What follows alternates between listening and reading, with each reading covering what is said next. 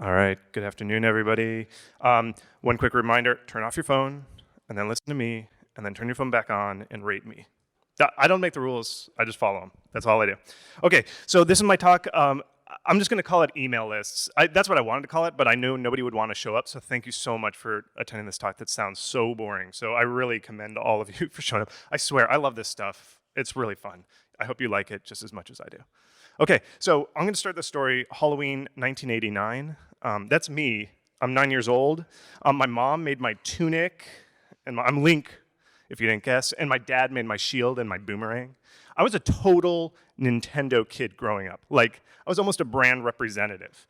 And my Bible was Nintendo Power, and this is actually my original Nintendo Power, the one, like, I would just like pour a big old bowl of cereal in the morning and then just like spread that magazine open and play my Nintendo all day.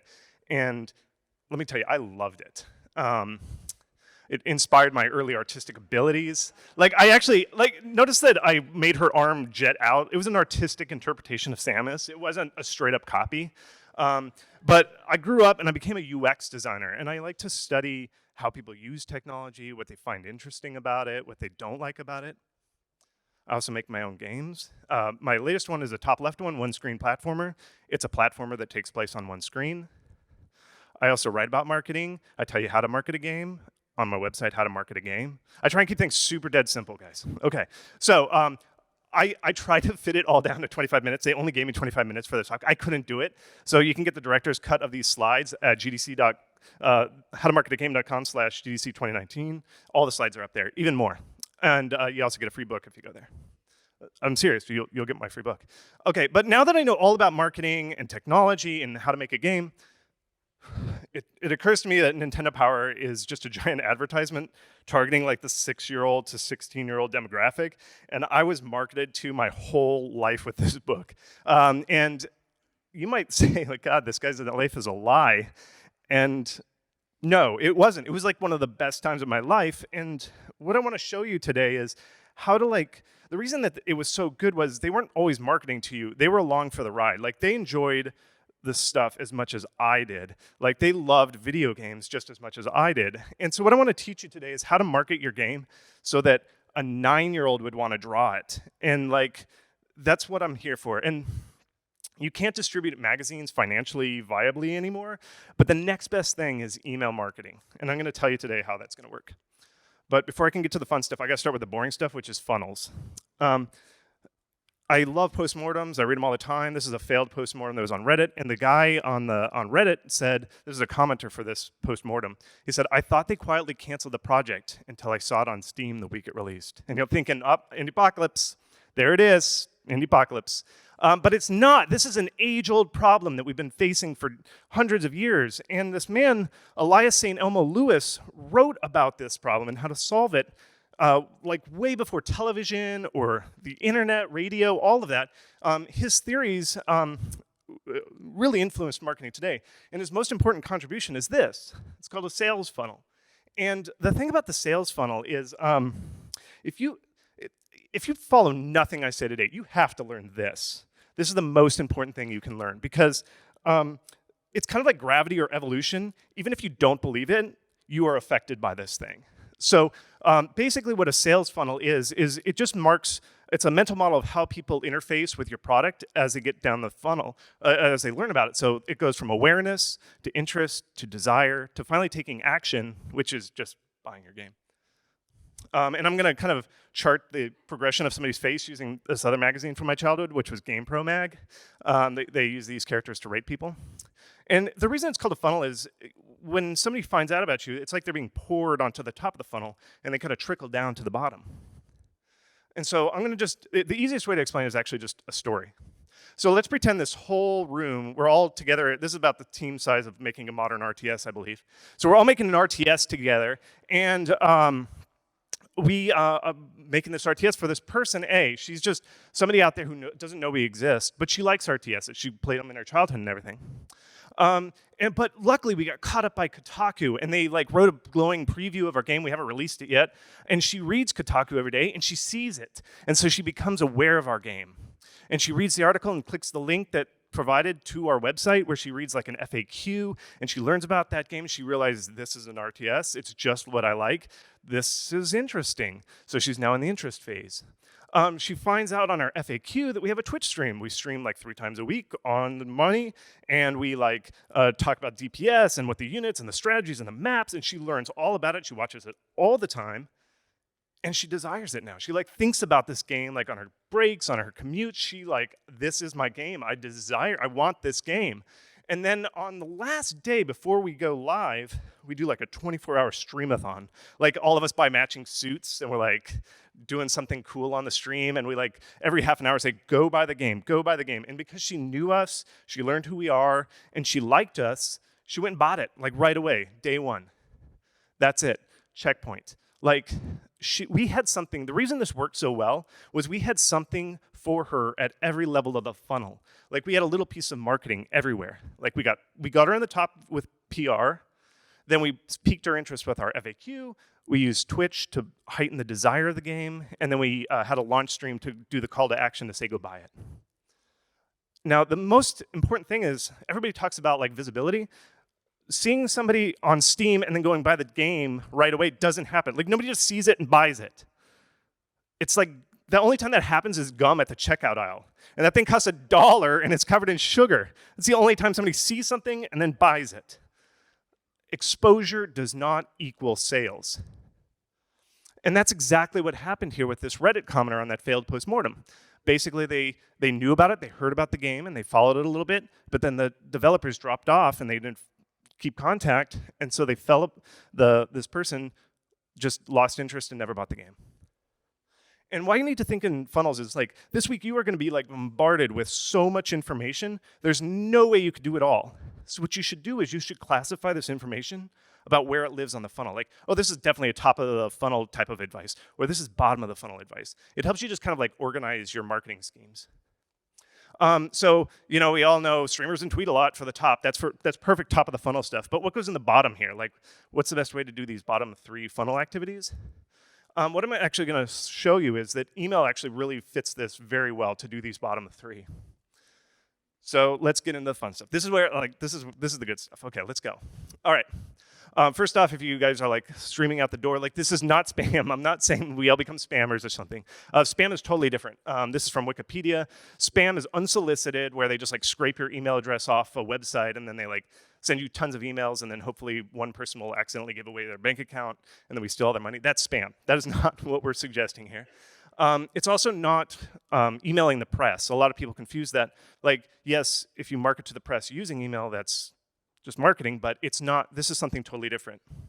This is where regular fans will join your mailing list, and it's all about consent. They choose to give you their email address, and you contact them, and then if they ever don't like your message, they can unsubscribe, and you just never, ever, ever contact them again. Again, it's all about permission. Sometimes this is called permission marketing because they opt into your message. And typically it's run on stuff like MailChimp, ConvertKit. These softwares are your typical mailing list providers. And you might say, okay, well, I use Twitter. I'm doing pretty much the same thing with Twitter. And so here's 4 reasons why email is so totally awesome and much better than social media.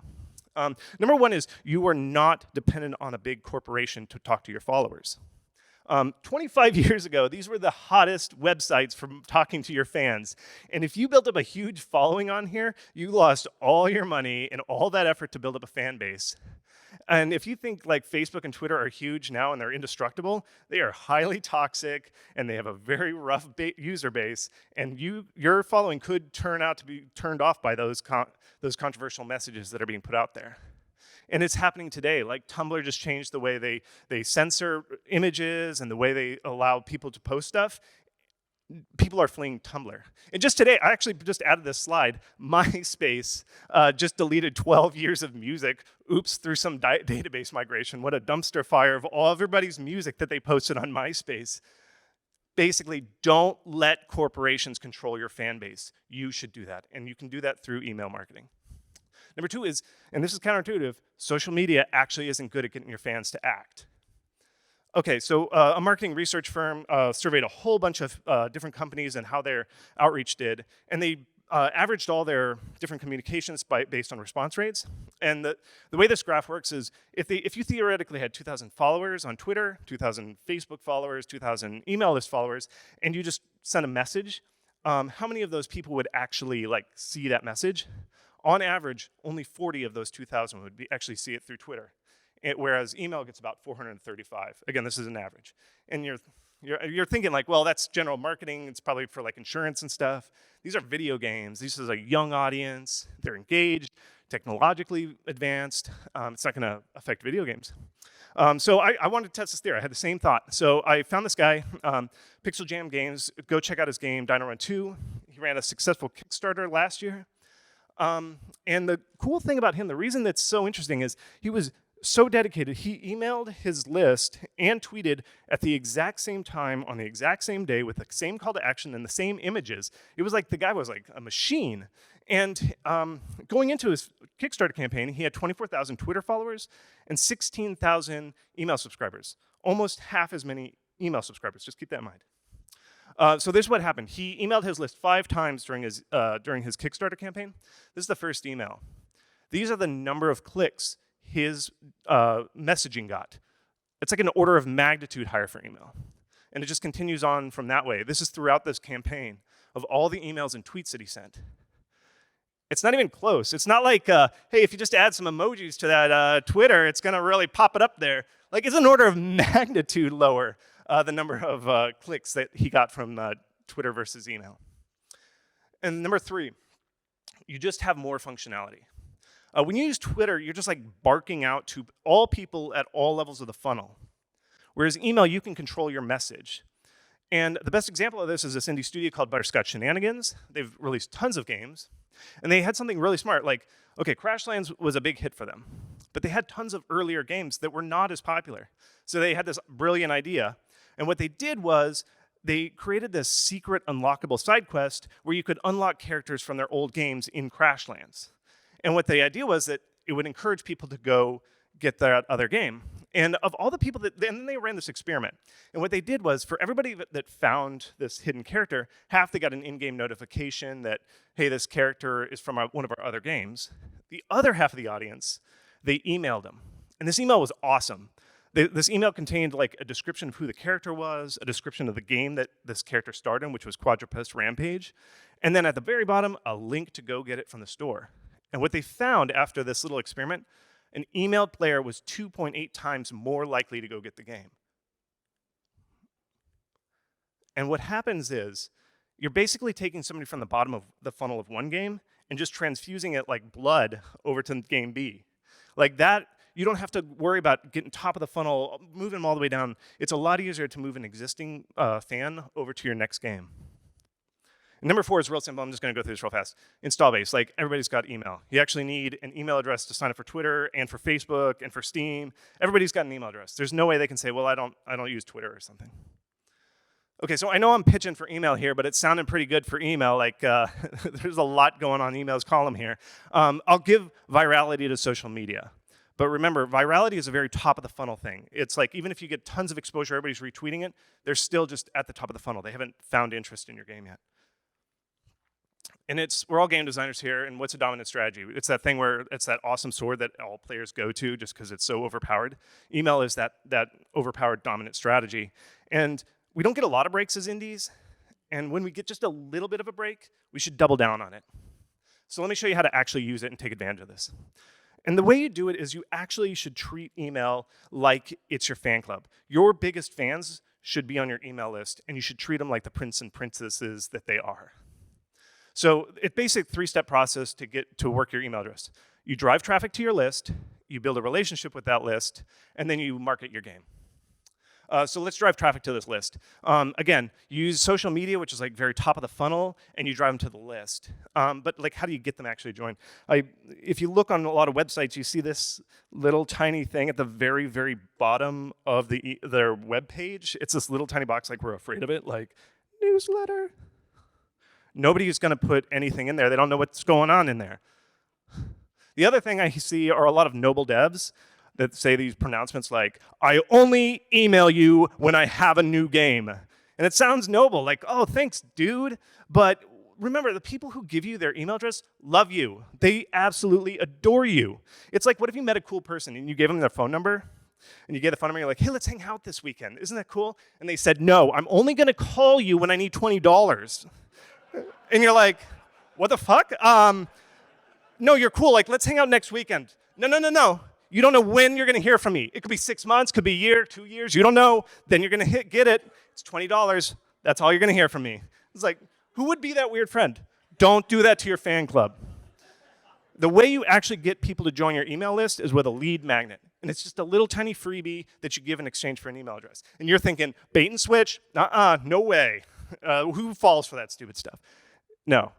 If you've ever been to an office and worked in an office, the most popular person in the office was always the one with the candy jar on their desk. And the reason they were so sociable and popular was it's an icebreaker. I did that myself. Like, I'd go up and I kind of want some candy today. And then I'd kind of get in conversation. I realized they're actually a cool person and I enjoy their company. It's the same thing. Discoverability, and there's a whole discoverability day tomorrow. The biggest gap in game marketing is not visibility and discoverability, it's actually the interest. And all a lead mag does is bridge that giant gap from somebody being aware of your game to being interested in it. It just gets it over that little awkward period. So here's a couple examples. Stray Fawn Studios, they released the game Nimbatas. And what they did was a demo. And to get on the demo, you just signed up. You just gave your email address and you got on the demo. That's it. They got 50,000 subscribers to their mailing list because of that. You could also do stuff like give away your soundtrack. Say, hey, if you like our music, I'll email it to you. Just give me your email address. You can also do it within your game. In my game, Zombie King, all my bonus levels, where you got all this awesome gold, it was only available to subscribers of the email list. And it was hugely popular, and people signed up for it. It's like a special thing just for subscribers. Okay, so you drove traffic to your list. Let's build a relationship with them. And the way you do this is with an autoresponder. And an autoresponder is built into anything like a MailChimp or any other service provider. And all it is just a it's just a programmed set of emails that you pre-write. And so, like, when somebody joins a list on, let's say, Sunday, email 1 is automatically sent to them on Monday. And then you can program it so email 2 is sent on Tuesday, and email 3 is sent on Wednesday. And you can change the duration, and you can program it. It's like writing dialogue trees. And what you do is, this is how you introduce yourself. Like, one email might just be welcome, welcome. Another one might be tips for your game. And then you talk about your company. Another email might be about you. It just slowly introduces people. And the reason, this is kind of like Game of Thrones. Like, I didn't get into it till like the 5th season or 4th, however many there are. I went back and I rewatched all the episodes in like one epic month. Your autoresponders like that. Like, people probably are finding you for the first time, even though you released tons of games before. Your autoresponder will slowly introduce people. You can use it to say, hey, this was my game I released 4 years ago. This is my game I released 2 years ago. You can slowly introduce who you are and catch them up so that they're current with everybody else that's a fan of your games. And you might think, oh my God, that's a ton of emails. Who would ever open all that? This is my autoresponder for Zombie King. My most opened email is that one. When you have an autoresponder, you're slowly building a relationship with people, and they like you more and more and more by the end of the autoresponder. So that's how you get people down the funnel. Your autoresponder hits the interest, desire, and action phase. That's what it's built for. So, okay, we drove traffic to our mailing list, got them to sign up, we built that relationship, now it's time to market. Let's fucking sell. Let's get them for every penny that we've got. Just dig in, drop the money bomb. No. Do not cash out on your mailing list. Do not. You built a relationship with these people, and you got to be gentle with them. So we practice something called give, ask. And basically what it is for every one email that you send that says like go buy our game or it's on sale, that's a call to action. You have at least done 3 other emails that are just content, just interesting stories. They don't even have a link to go buy anything. They're just cool stuff. And this is the way you should treat your mailing list. Like, you're just this little present wizard who's dropping presents to all the boys and girls. Like, that guy's in the desire phase right there. That's what you do. That is what your mailing list should look like. And this is exactly what Nintendo Power did. Like, all their stuff is like comics, they had maps, they had cheat codes, and like that middle map of Metroid is what sold me on the game. Like, somewhere in there is something called an ice beam. I didn't even know what an ice beam was, but I knew I had to have that game because somewhere in that game I could find the ice beam. Like, that is what sells people on the game. And a perfect example of this is what KitFox did for their Boyfriend Dungeon Kickstarter on their email campaign. Now, full disclosure, I consulted with them on how to do this for their Kickstarter, but what they did was, it's a game about dating weapons and dungeon fighting, but the most attractive thing, of course, are the dateable weapons. And so what they did was, they did a series of weekly emails written by each of the dateable weapons, and each week you got a different love letter from each one, and it told about that weapon, it told their backstory, it told about the game. It slowly built it up in the story of them from the viewpoint of these dateable weapons. So each one was just luxurious. And here are the results of that. Dear KitFox, their community manager, Victoria, got this email from one of the subscribers to the mail list. I signed up for the newsletter and I never got the Isaac one, and I would like to because I love these character love letters. So could I maybe be resent one? Show of hands, has anybody ever received an email asking to be marketed to more? Like, does somebody say, like, please tweet at me, more tweets? Like, no. But if you write this in an engaging way, people love it, and they will engage with you and your content. And I mean, that's pretty hot. Like, that is totally hot. Like, when St. Elmo Lewis was talking about the desire phase, he had no idea. like, this is pretty amazing stuff, right? Okay, so this is your fan club. Treat it one. And the biggest myth people ever said, like what the biggest tale the devil ever told was that people don't want your email. I get emails all the time from indies that are like, a very rare dispatch, or I hope you don't mind getting this email, or I'm invading your inbox once again.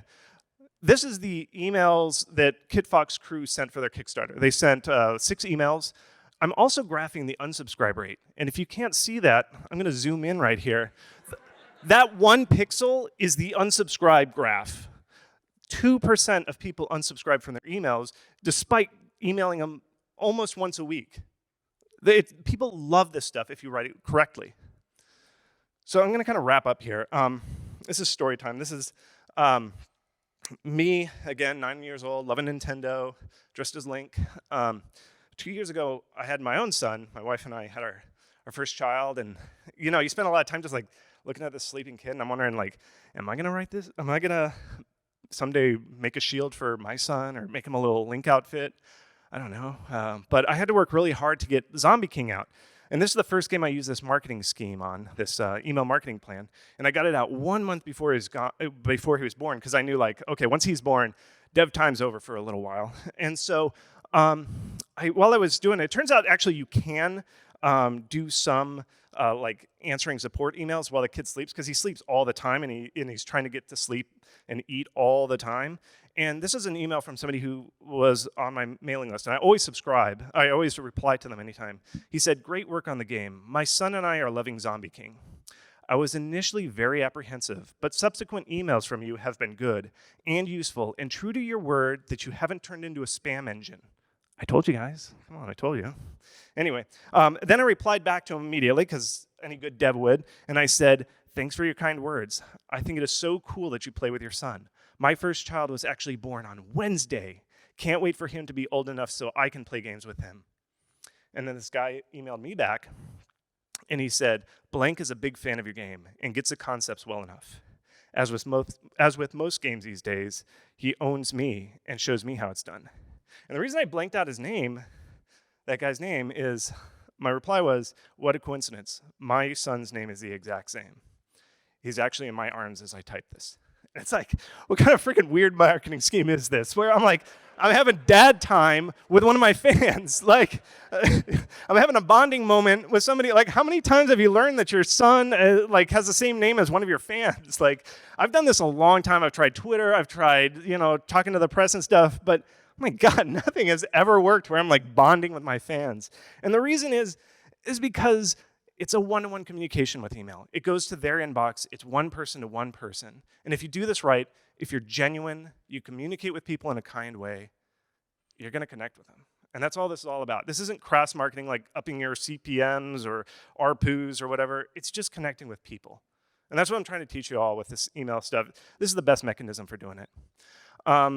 You can follow me on Twitter down there. I mean, whatever. And then how to market my game. Again, I put the director's cut up there. Whoops. Oh, and there's my desktop. But anyway, let me play this again. But you can just get more information about that there. I don't know how much time do we have. Are we done? It's the end of the day. 5 minutes of questions. Let's go for it.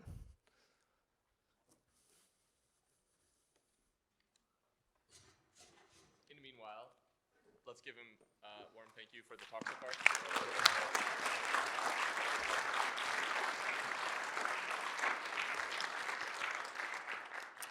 Hi, thanks so much for the talk. I was wanting to do a question about your unsubscribing. So I had on my email list, I was trying to send pretty frequent emails, and I got very, very mixed signals about how often emails were to be sent. So some people actually were unsubscribing a lot. And then I just asked some friends who were on the email, it's like, how often, am I emailing you often? And some of them said, absolutely, like, I'm getting way too much. I don't want this much. And then other people like you, some consultants were saying, no, you just email as much as you're going to email, and if they unsubscribe, they unsubscribe. So can you just maybe comment about that a little bit more? Yeah, up your content game. Oh, no, I'm just kidding. Like, basically, here's what I do. Like, for myself, I try and email every 3 weeks. And the reason I do that, and I don't want to get into this, is a whole nother, like, talk, but Google actually rates your emails based on how frequently you send, and they actually, they reset your good sender score after 3 weeks. So if you don't email for 3 weeks, it kind of resets your like credit score, and that's in a bad way. So if you're sending quality content that people are opening, and you keep doing that, it actually builds your reputation if you do it every 3 weeks. And I know that sounds frequent, but you just got to send like awesome stuff. Like and I don't know what your emails are, and I could actually talk to you afterwards. Again, you guys can contact me anytime this week, and I will answer stuff. I love this stuff. I love that. I will talk to you at any time, so you can interrupt me. But at any time while I'm walking around, I'd have to look at them. But sometimes it's just like, just give them cool stuff. That might be better. The important thing is you don't want to just sell, sell, sell. And so that's often a problem that will cause unsubscribes. So, but yeah, I'd be happy to check and see what you did. Next. Hey, so what is your best way to get people to your email list? I don't know if you have statistics for that, but like, would you put that box at the top of your website, your social media marketing? Yeah, a lot of ways. Here's one of the best ways I would say. It's like on a trailer. At the end of the trailer, say something like, and again, advertise your lead magnet. You'd be amazed. Just adding a lead magnet will just boost like like by an order of magnitude how much more subscriber rate you get. So like at the end of your trailer, say, hey, if you like this art, get the free art book, sign up for our mailing list, and we'll email you this cool concept art. Just doing that, hit them where they are. You can also, like on social media, pin your tweet. I pin a tweet that just says, hey, if you want more information, go get this game on there. But also forums, all kinds of stuff. And within your game is also a good way of doing it, just because your fans are in there. So those are some ideas. So you compared emails to Facebook, Twitter, other social media, but I was wondering if you had any thoughts on Discord, because that seems to be like the big up-and-coming community engagement tool. I have not tested Discord, but there's something fundamental about email, because people always check their email and it doesn't scroll. Like, people are pretty good about keeping their inbox clean, and just that natural ability will cause them to open and click on more emails. The other thing is, for some reason, just psychologically and the way the software works, when people are in email mode, they're thinking buying stuff for some reason. When they're in Discord and social media, they're just hanging out with friends. It's like a cocktail party. And that's why it doesn't always work to advertise within social media, because it's like you're coming into somebody's cocktail party and saying, hey, buy this drink. You like Tito's alcohol? You're gonna like this one. You're kind of crashing somebody's party in social media. But email's all business, and they're willing to like pay for stuff. That's just a hunch, but I feel like Discord is also more in the party side of things. But that's just a hunch. I haven't tested it. If anybody has data, please email me. I had two questions. We'll see if I can sneak in both. But the first one is about the content of the email and getting rated by Gmail as a promotional email. And I wonder whether you feel like, oh yeah, you should be sending emails that are mostly not rated as a promotion, or whether, no, you should be in the promotion tab just so everybody understands, yeah, I'm trying to sell you something, but I'm trying to talk about myself at the same time. You want to get out of that promotion tab as fast as you possibly can. There's a whole GDC talk just about how to get out of a promotional tab, which they probably wouldn't approve because they think this stuff's boring. But basically about the promotional tab, the best way is to send short emails that don't have many links and don't have many images. One of the worst things you can do is, I see a lot of people who won't write their newsletter for like 6 months, and then they talk everything that studio has been doing for 6 months, and it's all these pictures, all these links. That hurts your Gmail score because spammers and marketers typically load stuff up with images and links. Keep your emails very short and simple, and just talk to them like they're human. Don't try and sell. Hey, I just got something new. Talk in first person. One way that I typically write my emails is I imagine I'm writing to my best friend about my game, and then I just send that to everybody, all of my subscribers. And that does amazingly well. You don't want to be a formal, like, press release style writing. It's very conversational. And again, it's like a one-to-one communication. And a lot of times, other tricks you can do is you can ask a question, just like, hey, what's your favorite game? If they reply, it tricks Google, and they say, who would ever reply to a spam message? This can't be spam. This is take it out of the promotional tab and put it in their main tab. That's why when that person answered and said, hey, could you please send me that missing Isaac email? Google was like, this is a quality email. Who would respond to a marketer's email? And so your whole game, when you get into email marketing, is trying to get out of the promotion tab and into the real inbox. When you're doing that, MailChimp will let you use your branded colors and your company logo in your header of your email. It sounds like you were like, no, don't do that. It's a feature, but turn it off. Just send plain white background, Arial text, no branding. A little bit of branding, but the thing is, I found I subscribe to all of your email addresses, all your email lists. By the way, I just go through and just try and collect as much data as I can. If I don't hear from you a while, I forget who you are. You're like Sparking Monkey Studios. I don't remember your games. I don't remember your branding as much. But the thing I do remember are your games. So what I do for my games is I always do like a headline image, just like a header image of the game, whatever game I'm promoting or whatever. And that's more triggering than your studio logo. I know you worked really hard on your studio logos, but they kind of blend together. The more important thing is I just do one big reminder image of the game I'm promoting, and then a link with a call to action. Okay, last question. All right. So I'm subscribed to a lot of newsletter that I like, and I subscribed because I wanted to. But usually when I get to my email, I'm looking for something specific, in a specific email that someone sent me. So there's a lot of newsletter emails that I think would be nice, but I kind of just don't read sometimes. So is there anything that we could do to not make people ignore your newsletter? Like, oh, that's nice, I'm gonna read that later, and that later never comes. Well, like I was saying, give, and the fact that you're like a little present wizard, like you want to give gifts that people, when they see the subject line, are like, yes, I want that. So one of the first things, like when you sign up for my newsletter within my game, one of the first things I email you is like, here's a tip on how to get more gold. And they're like, yeah, I do want to know how to get more gold. I am definitely opening this. That's like what I mean by a gift. Or like if you've got a really complicated game, like, hey, download this tech tree. That could be like the subject line. Like, hey, you like the tech tree for my game? And then they open it and they see like a whole tech tree that you've like helped them. Like that's what all Nintendo Power was. Like just buy a copy of Nintendo Power and just flip through it. Like all these pages of like maps and cheat codes, that's the stuff that people want. So if you just put that in the subject line and say, open this email to get that thing, they're gonna be like, yes, that's exactly what I need right now. So you're just giving good things that will help them with your game. So it's easier if you have a very complex game. But I hope that answers. I will talk about this forever. So even though there's no more questions, if you want to meet me out there, I will talk to you all week. You get a free pass on this stuff. So thank you very much. Thanks for coming.